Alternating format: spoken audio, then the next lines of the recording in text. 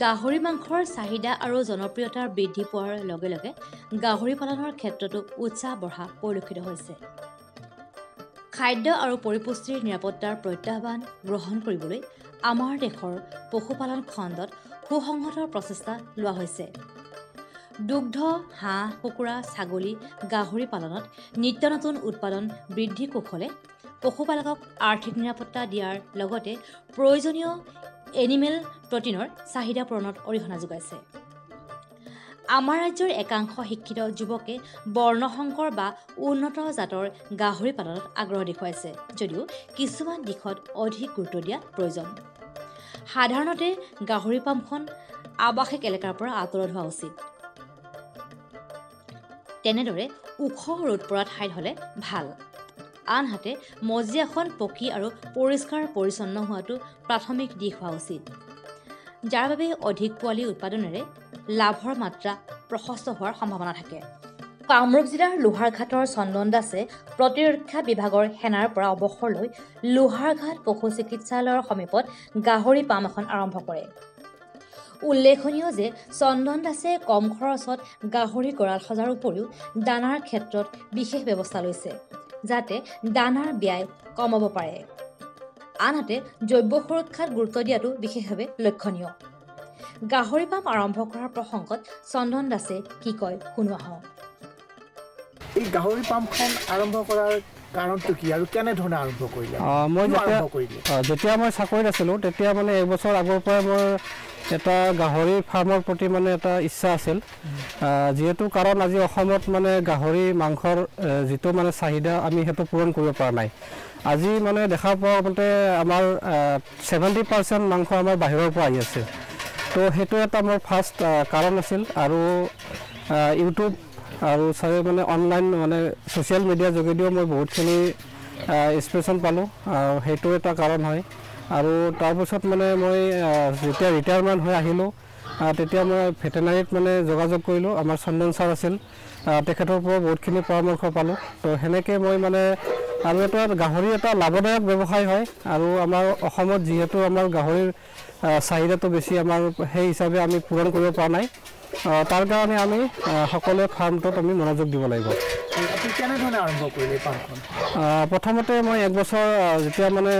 2020 চনৰ মানে জুলাই মাহত মানে মই ৰিটায়াৰ হৈছিলোঁ, তাৰপিছত আহি মানে মই ভেটেনাৰী ডিপাৰ্টমেণ্টত মানে খবৰ কৰিলোঁ, এনেকৈ মই গাহৰি ফাৰ্ম এখন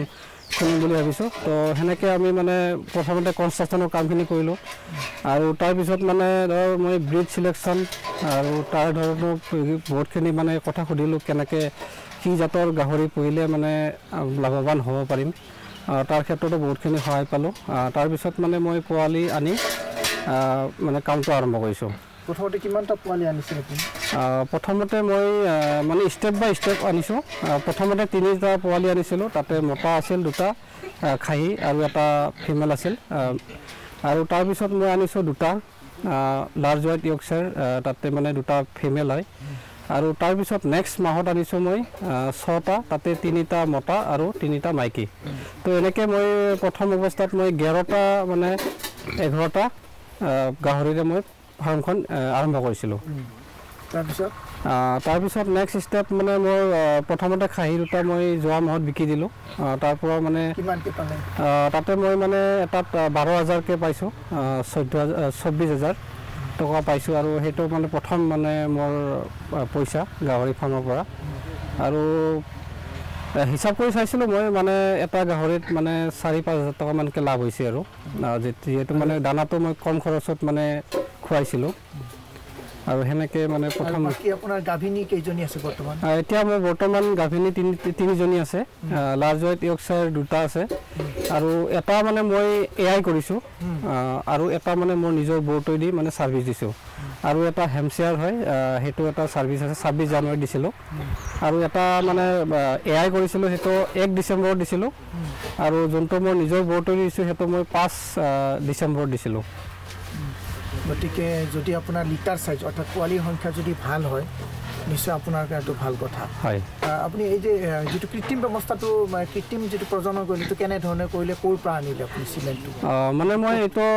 প্ৰথমতে ৰাণী NRCP যিটো নেশ্যনেল ৰিচাৰ্চ চেণ্টাৰ অফ পিক তাৰ পৰা মানে যোগাযোগ কৰিলোঁ তাতে যোগাযোগ কৰোঁতে আমাৰ OBC হয় আমি চাৰ্টিফিকেট এখন দিছোঁ আৰু তাৰপিছত মানে অনলাইন যোগেদি আমি পেমেণ্ট দিছোঁ 100 টকা সেনেকৈ তাৰ পৰা মানে চিমেণ্টটো লৈ আহিছোঁ আৰু আমাৰ ভেটেনেৰীৰ ওচৰতে আছে আমাৰ হেৰি পৰেশ কলিতা তেখেতে আহিকে মানে মোৰ এআইটো কৰিছে গাহৰি পাম এখনৰ সফলতা নিৰ্ভৰ কৰে ভাল জাতৰ পোৱালি নিৰ্বাচনৰ ওপৰত আমাৰ ৰাজ্যৰ ক্ষেত্ৰত গাহৰি পালকে হেমছায়াৰ আৰু হোৱাইট য়ৰ্কশ্বায়াৰ জাতক প্ৰাধান্য দিয়ে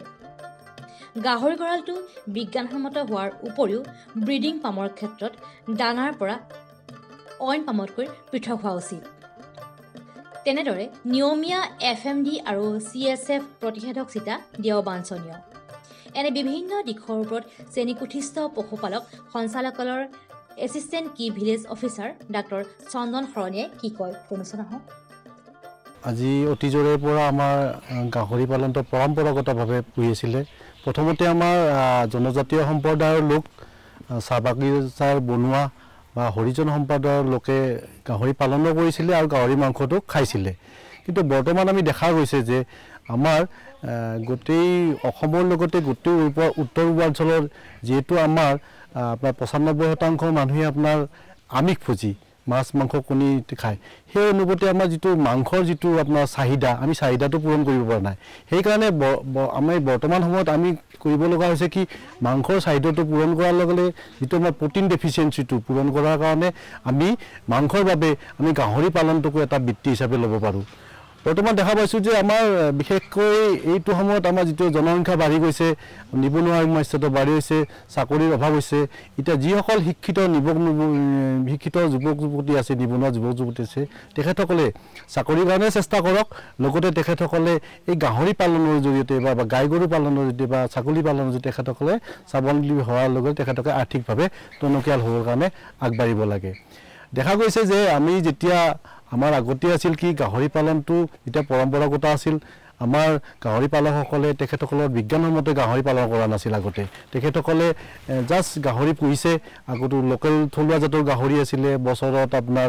20-25 কেজি হয় 4টা বা 5টা পোৱালি দিয়ে কোনো তাৰমানে আপোনাৰ হাউচিঙৰ ব্যৱস্থা নাছিল কোনো ফিডিং চিষ্টেমটো উন্নত নাছিল কোনো চিকিৎসা বা ভেকচিনেশ্যনৰ ব্যৱস্থা তেখেতসকলে ব্যৱহাৰ কৰা নাছিল কিন্তু বৰ্তমান যেতিয়া এতিয়া আমি গাহৰি পালনটো এটা বৃত্তি হিচাপে ল'ব বিচাৰিছোঁ গতিকে এতিয়া আমাৰ হয় কি আমি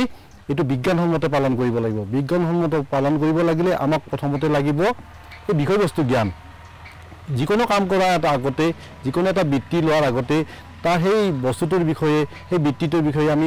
যিখিনি জ্ঞান থাকে সচৰাচৰ যিখিনি সম্যক জ্ঞান থাকে জ্ঞানখিনি আমি আয়ত্ত কৰি ল'ব লাগে সেইকাৰণে আমি প্ৰশিক্ষণ ল'ব লাগে গাহৰি পালকসকলে প্ৰথমতে পাম এখন আৰম্ভ কৰাৰ আগতে বিজ্ঞানসন্মতভাৱে গাহৰি পোহাৰ আগতে তেখেতৰ বিষয়বস্তু জ্ঞানটো জনা দৰকাৰ এতিয়া ঘটনা কি এই যিটো বিজ্ঞানসন্মত আমি গাহৰি পালনৰ কথা কৈছোঁ এই প্ৰথমতে লাগিব এটা আমাৰ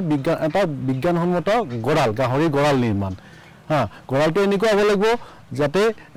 আমাৰ গাহৰিকেইটা মানে সোনকালে ডাঙৰ দীঘল হয় আৰু যাতে তাতে মানে স্বাস্থ্যকৰ হয় থকা পৰিৱেশটো স্বাস্থ্যকৰ হয় খোৱা পৰিৱেশটো স্বাস্থ্যকৰ হয় তাৰপিছতে আমাৰ থাকিব কি আমাৰ খাদ্যটো আমি ধৰক সচৰাচৰ আগতে দিছিলে আপুনি কিবা কচু বা চাউলৰ মল বা জনজাতীয় সম্প্ৰদায়ৰ মানুহে কৰিছিলে কি আপোনাৰ যিটো মদ বনোৱাৰ যিটো ৱেষ্ট প্ৰডাক্ট আছে যিটো আপোনাৰ যুগুলি মেৰা আছিল সেইখিনি ব্যৱহাৰ কৰিছিলে কিন্তু বৰ্তমান সেইটোও ব্যৱহাৰ কৰক লগতে তেখেতসকলে বিভিন্ন ধৰণৰ তেখেতকে সুষম খাদ্যৰ ব্যৱস্থা কৰিব লাগে আৰু গাহৰিৰ বয়স আৰু আপোনাৰ গাহৰি ভেদে আপুনি খাদ্যৰ ব্যৱস্থা কৰি ল'ব আমি এজনী গাহৰি যেতিয়া আপোনাৰ জেনেৰেল থাকিব মানে গাভিনী নহ'ব বা একেলগে থাকিব তেতিয়া তাৰ খাদ্যটো বেলেগ হ'ব গাভিনী অৱস্থাত তাৰ খাদ্যটো বেলেগ হ'ব পোৱালি অৱস্থাত পিয়নেৰা কালৈছে গাভিনী অৱস্থাত বেলেগ হ'ব বা মতা হাঁহ গাহৰিৰ আপোনাৰ খাদ্যটো বেলেগ ধৰণৰ হয় গতিকে সেইকাৰণে কিবা যদি হেৰি থাকে তেখেতসকলে জানিব লাগে ওচৰৰ পশু চিকিৎসালয়ৰ সদায় যোগাযোগটো ৰাখিব লাগে আমাৰ পশুপালনত এটা বস্তু আছে যে প্ৰতিকাৰতকৈ প্ৰতিষেধক প্ৰিভেনশ্যন ইজ বেটাৰ দেন কিউৰ গাহৰিও কিছুমান মাৰাত্মক বেমাৰ হয় যেনে swine fever African swine fever বা চবকা FMD বুলি কয় বা জহৰ বাত হা বা PRRS এটা মানে পোৰ্চাইন ৰেসপিৰেটৰি এণ্ড মানে ৰিপ্ৰডাক্টিভ চিনড্ৰম বুলি এটা বেমাৰ হয় গতিকে এই বেমাৰকেইটাৰ পৰা আপুনি বাচি থাকিবৰ বাবে গাহৰিকেইটাক বচাই ৰাখিবৰ কাৰণে প্ৰতিজন গাহৰি পালকে বছৰত আপনাৰ যি নিয়ম নীতি আছে সেইমতে প্ৰতিষেধকটো প্ৰদান কৰিব লাগে আজিকালি চৰকাৰীভাৱেও কিছু ভেকচিন আপনাৰ গাহৰি পালকসকলক যোগান ধৰে গতিকে আমি যদি গাহৰি পোৱালি এটাক আমি জন্মৰ ঠিক আপনি 1.5 মাহতে পেলু দৰৱ খুৱাই কিনে যদি আমি প্ৰথম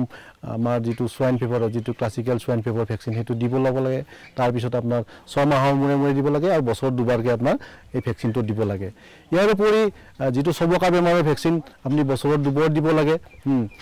বিফৰ মনসুন আৰু আফটাৰ ফ্লাড বাৰিষাৰ আগে বিশেষ জানুৱাৰীটো আপোনাৰ এপ্ৰিলৰ ভিতৰত এবাৰ দিব লাগে আৰু আপোনাৰ সেপ্টেম্বৰ অক্টোবৰ মাহত আৰু এবাৰ দিব লাগে ইয়াৰ পিছতে আমাৰ যেটো পেলু দৰৱ আছে পেলু দৰৱটো আপোনাৰ হয় কি পেলু দৰৱটোত ভ্যাকচিন মাৰাৰ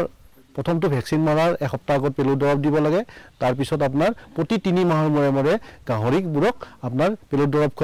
খুৱাব লাগে আৰু তাৰ পিছত ডাঙৰ গাহৰি বছৰত দুবাৰকৈ আপোনাৰ পেলু দৰৱ খুৱালে আপোনাৰ মানে যথেষ্টখিনি সিহঁতৰ স্বাস্থ্যৰ কাৰণে ভাল গতিকে আৰু দেখা যায় যে গাহৰিৰ আৰু এটা বিশেষকে থাকে কি এটা যেটো ছালৰ বেমাৰ ধৰক যেটো মানে পৰজীৱীৰ আক্ৰমণ যেটো বহি পৰজীৱী বিশেষকে লেতেৰা বেতৰা থাকিলে আপোনাৰ কি হয় আপোনাৰ গাহৰিৰ চাহি চিকৰা কণী আক্ৰমণ হ'ব পাৰে আজিকালি আপোনাৰ দৰৱ পায় ইনজেকচন পায় টেবলেট পায় বা হেবোৰ আপুনি খুৱালে বা হেবোৰ বেজি মাৰিলে আপোনাৰ গাহৰি এইবোৰ বেমাৰৰ পৰা মানে বাচি থাকিব পাৰে শেহতীয়াকৈ আমাৰ ৰাজ্যত এছাম পশুপালক গৃহিণী আৰু শিক্ষিত যুৱক যুৱতীয়ে বৰ্ণসংকৰ ছাগলী বা বিটেল জাতৰ ছাগলী পালনত আগ্ৰহ দেখুৱাইছে পঞ্জাৱ আৰু হাৰিয়ানাত পোৱা এই জাতৰ ছাগলী ওখ হয় কাণ উলমি পৰা আৰু ধেনুভিৰিয়া মুখমণ্ডলৰ হয় আকৰ্ষণীয় এই বিটেল জাতৰ ছাগলীৰ ওজন এবছৰ বয়সত প্ৰায় 21 কিলোগ্ৰাম পৰ্যন্ত হয় প্ৰতিদিনে 500 পৰা 800 মিলিলিটাৰ গাখীৰ দিয়ে কামৰূপ জিলাৰ লোহাৰঘাটৰ ধনীপাৰা গাঁৱৰ অপূৰ্ব ৰাভা এজন উদ্যমী যুৱক কৃষিকাৰ্যৰ উপৰিও গাহৰি আৰু বিটেল ছাগলী পালনেৰে ঘৰ চলাই আছে তেখেতে বিটেল ছাগলী পালনৰ প্ৰসংগত অপূৰ্ব ৰাভাই কয় এনেদৰে বাৰু অপূৰ্ব তুমি আগৰে পৰা ছাগলী পালন কৰি আহিছানে হয় আমাৰ সৰুৰ পৰাই আছে মই আমাৰ ঘৰত আছে কিন্তু এই ডাঙৰ জাতৰ আনা 1 বছৰ হ'ল মোৰ আনা এটো ক'ৰ পৰা আনিছা মই নগাঁৱৰ পৰা আনিছিলো তো এই জাতটোৰ নামটো কি এটা বিটেল হয় কিমান টকাত আনিছা এইটো মই এই ডাঙৰটো মাথাটো আনিছো 25000 টকাত তেতিয়া বয়স কিমান আছিল তেতিয়া বয়স আছিল 11 মাহ আছিল হয় বাৰু এতিয়া ইয়াৰ পৰা পোৱালি কিমানটা তুমি পালা মই বিটেলত পালো অৰিজিনাল বিটেলত পালো 3টা আৰু ক্ৰছ হৈছে ক্ৰছ 6-7টা মান হৈছে 6-7টা মান এটো তুমি কি সব বিক্ৰী কৰিছা কিমান বয়সত বিক্ৰী কৰিছা আৰু কিমান কে পাইছা মই অৰিজিনাল বিটেল গিটা 5-6 মাহত বিক্ৰী কৰা গিছে 15-16 টকা পোৱা গিছে হেনেকে বিক্ৰী গিছে ক্ৰছৰ পৰা 6-7 টকা 6-7 যদি তুমি তোমাৰ আগৰ ছাগলী থলুৱা ছাগলী বিক্ৰী কৰাৰ পিছত এতিয়া বিটেলৰ পৰা বিক্ৰী কৰাৰ পিছত তোমাৰ লাভটো বেছি হৈছে হয় মানে খাচী হিচাপত বিক্ৰী কৰিছানে খাচী হিচাপত এতিয়ালৈকে হোৱা নাই ক্ৰছ স্পীডত হোৱা নাই খাচী হিচাপতে বিক্ৰী কৰিছা বাৰু কি ভ্যাকচিন দিছা এতিয়ালৈকে 2টা ভ্যাকচিন দিছে PPR2 আৰু FMD এটো ভ্যাকচিনটো তোমাৰ আমাৰ ইয়াৰ পৰা দিছে নে তুমি নিজে আনি পেলাই দিয়াইছা এটো ডক্টৰ গিটা কোৱাৰ পাছত মোক আনি দিছে আনি দিয়াৰ পাছত মই পইচা লৈছে ফ্ৰীত নহয় পইচা আৰু ভ্যাকচিনৰ উপৰি আৰু পেলুৰ দৰৱ 3 মাহৰ মূৰে খোৱা যায় হেতু নিয়মীয়াকৈ খুৱাই আছো তুমি কেনে ধৰণে পালন এটা ৰখা মেলা আৰু দানা চানা কেনেকে দি আছা ৰখাটো কেনেকে সাংঘৰ কৰিছা সাংঘৰ কৰা গৈছে সাংঘৰত ৰখা যায় ৰাতিটো আৰু ৰাতি এতিয়া মান খৰালি সিজনত পথাৰত পথাৰটো ওলাইছে মুকলি হৈছে এতিয়া পথাৰত এৰি দি আছো কিমান সময় এৰি দিয়া তাত মোটামুটি ৰাতিপুৱা 10টা মানৰ পৰা 12টা মানক লাগি খাই আহে আৰু তাৰ আগতে ইয়াতে কি দানা দিয়া তাৰ আগত ৰাতিপুৱা চাপৰটো খুৱাই খেদাওঁ তাৰপিছত আহি পিনে আৰু পাত অলপ খায় কঁঠাল পাত কিবা কিবি পাত আনি দিওঁ এনেকৈ খায় আৰু আবেলি আৰু অকণমান চাপৰ খায় আৰু সময় আৰু তোমাৰ এই পোৱালি আমাৰ স্থানীয়ভাৱে আনি দিছে না আমাৰ তোমাৰ বেলেগ ঠাইৰ পৰা বেলেগ ঠাই হেৰিকেইটা লোকেলকেইটা আমাৰ ইয়াৰ মানুহে লৈ গৈছে কিন্তু আৰু যিকেইটা বিটেলৰ পৰা হৈছে পিয়ৰ বিটেললৈকে সেইকেইটা লৈ গৈছে দুটা তিনিটামান আমাৰ ইয়াৰ মানুহ লৈ গৈছে আৰু দুটা গুৱাহাটীৰ মানুহ লৈ গৈছে হয় গতিকে এই তুমি কি ক'ব যে আমাৰ যিসকলে ছাগলী পালন কৰে তেওঁলোকে থলুৱা ছাগলী পালন কৰে মানে এনেকুৱাকৈ বৰ্ণশংকৰ বা বিটেল আনি পেলাই পালন কৰিলে বেছি লাভ হ'ব হেৰিটো মেইন মতাটো হেৰি লাগে বিটেল জাতৰ লাগে বিটেল হওক চিৰহী হওক মানে উন্নত জাতৰ লাগে হেৰিটো সেইটোৱে আৰু তেতিয়া কি হয় আমাৰ থলুৱা ছাগলীটো ওজনটো বেছি হয় আৰু ডাঙৰ সোনকালে ডাঙৰ হয় ভাল হয় আৰু এই যিটো পিয়ৰ যিটো তেলৰ পৰা যিটো ক্ৰছ কাটে এটা পোৱালি হৈছে নে দুটা পোৱালি হৈছে মই প্ৰথমবাৰ পোৱালি পাইছোঁ এটাই হৈছে আৰু এই লোকেল গীতাত ক্ৰছত দুটা পোৱালি হৈছে এই দুটা পোৱালি আছে আৰু এনেকৈ আছে পোৱালি লোকেলত দুটা তিনিটা হৈ যায় ইয়াৰ ওপৰত তোমাৰ কি আছে কুকুৰা হাঁহ আছে কুকুৰা কিমানমান আছে কুকুৰা আছে 25-30টামান আছে গোটেই এইবোৰ তোমাৰ কিমান আছে এই কুকুৰা কেনেকৈ বিক্ৰী কৰা তুমি কুকুৰা আমাৰ ইয়াতে খাচীটো 500 টকা আৰু যেতিয়া ডেকেৰাটো সেইটো 400 টকা কিলো সাধাৰণতে ছাগলীক চাংঘৰ সাজি পুহিব লাগে তেতিয়া শ্বাস প্ৰশ্বাসজনিত ৰোগ প্ৰতিৰোধ কৰিব পাৰি তেনেদৰে গছ লতিকাৰ পৰা পাত নিয়মীয়া যোগানৰ উপৰিও এবাৰ চাপৰ দিব লাগে এই প্ৰসংগত এছিষ্টেণ্ট কি ভিলেজ অফিচাৰ ডাক্তৰ চন্দন শৰণীয়ে কি কয় শুনোচোন আহক আমাৰ আগতে ছাগলী পৰম্পৰাগতভাৱে পালন কৰিছিলে কিন্তু আজিকালি বৰ্তমান আমাৰ যেতিয়া আমি ব্যৱসায়িক ভিত্তিত ছাগলী পালন কৰিবলৈ ওলাইছোঁ গতিকে বিজ্ঞানসন্মতভাৱে ছাগলী পালন কৰিব লাগিব ছাগলী পালন ক্ষেত্ৰত ছাগলী পালকসকলে কেইটামান দিশ মনত ৰাখিব লাগিব যেহেতু ছাগলী আপোনাৰ হেৰি যিটো অলপ মানে খুব জলবায়ুৰ লগত খুব অলপ তাৰতম্য হ'লে সিহঁতে অলপ ছাৰ্ভাইভ কৰিবলৈ টান পায় গতিকে ছাগলীক সদায় যিটো ঘৰ বিজ্ঞানসন্মতভাৱে এটা চাংঘৰ বনাব লাগে যিহেতু ছাগলীৰ চাংঘৰত ৰাখিলে বিভিন্ন ধৰণৰ শ্বাস প্ৰশ্বাসজনিত ৰোগৰ পৰা আমি বচাই ৰাখিব পাৰোঁ গতিকে ছাগলী সদায় চাংঘৰত ৰাখিব লাগে আৰু ছাগলী এটা মানে প্ৰাপ্তবয়স্ক ছাগলীৰ কাৰণে 4 ফুট বাই 4 ফুট তাৰ যিটো আপোনাৰ মজিয়াৰ পৰিমাণটো লাগে গতিকে ছাগলীৰ ঘৰটো সদায় 3 ফুটৰ পৰা 3.5 ফুট ওখ কৰিব লাগে চাংঘৰটো আৰু যিখিনিত আপোনাৰ তাৰ মলমূত্ৰ বাহিৰ হৈ যোৱাৰ কাৰণে যিখন মজিয়া আছে মজিয়া আপোনাৰ কাঠ বা বাঁহৰ আপুনি কৰিব লাগে যাতে মাজে মাজে ক'ৰবাত আপোনাৰ 1 চেণ্টিমিটাৰমান আপোনাৰ তাৰ ফাঁক ৰাখিব লাগে যাতে পেচাবটো আৰু বা ছাগলীৰ যিটো হেৰি পায়খানাটো যাতে তলত পৰি যায় সদায় ছাগলীৰ যিখিনি পেচাব পায়খানা সদায় পৰিষ্কাৰ কৰিব ৰাখিব লাগে আৰু ঠাণ্ডাৰ দিনত যাতে ছাগলীবোৰে ঠাণ্ডা নাপায় তাৰ বাবে আমি কি পৰ্দা বা কিছুমান প্লাষ্টিকৰ ব্যৱস্থা কৰিব লাগে আৰু বাকী এনে সময়ত আমি সচৰাচৰ ছাগলীক আমি তাৰ ঘৰটো যাতে ভালদৰে বায়ু চলাচল কৰিব পাৰে তাৰ কাৰণে ভেণ্টিলেটৰৰ আমি ব্যৱস্থা কৰিব লাগে গ্ৰাম্য পটভূমিত কৃষি কাৰ্যৰ উপৰিও বিজ্ঞানসন্মত পশুধন আৰু হাঁহ কুকুৰা পালনে অতিৰিক্ত আৰ্থিক সকাহ দিব পাৰে যদিহে বিজ্ঞানসন্মত প্ৰতিপালনৰ মানসিকতা বজাই ৰাখে ইয়াৰ বাবে প্ৰয়োজন আগ্ৰহ ধৈৰ্য আৰু পৰিশ্ৰমৰ किसान पूरी तरह से सशक्त और सक्षम बने इस लक्ष्य के साथ हम निकले हैं देश के किसानों को हर वो साधन संसाधन दिए जाए जिससे वो अपनी आय दोगुनी कर सके ये मुस्कान है खुशहाली की देश के मान की ये मुस्कान है किसानों की